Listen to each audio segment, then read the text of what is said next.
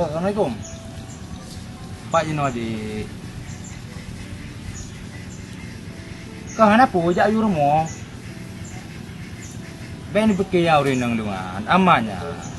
Mandung di pasar setia. Anak pu ada jak ayu keno. Amanya atuk dah proses no. Ci jak ayu deh. Baik yo. Limong biyu dah tali baik leh.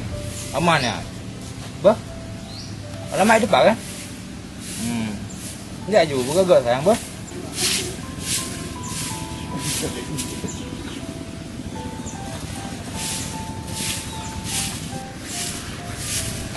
Amanya sayang, nak buat ayu. Assalamualaikum. Bang. Mana nak berkhabar? Ikah baik kada yang lu berkhabar. Kah bu karom bro hinan. Teng lu berkhabar. Iram tak tanya lanjut. Kira ni mek nanti ada yang lu.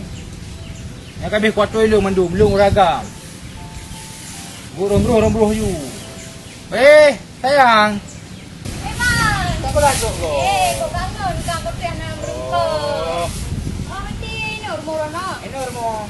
Oh, dah jah. Soalan bang? Nyolah. Isteri untuk kedepannya.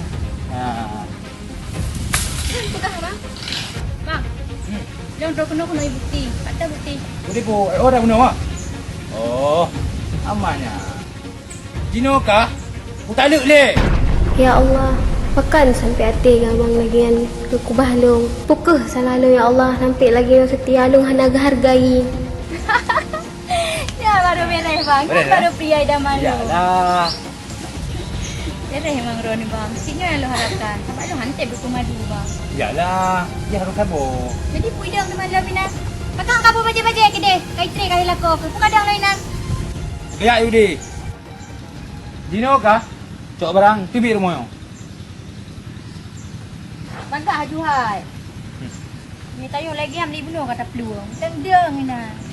Kasih aku. Ya sayang.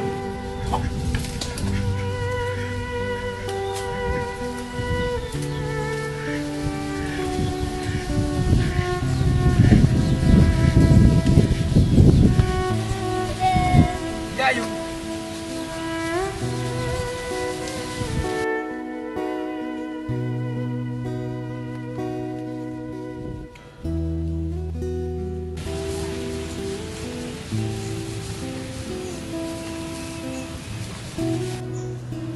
Dia.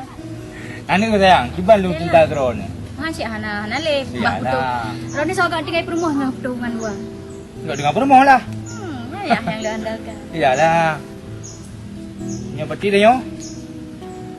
Payan na waktu kosong tak mak jero mali. Okey bang, ciknya lu try. Saya buat mak ya. Dia bila ni betul ba? Ha, Nah, boleh peti lu kan selesai dengan urusan.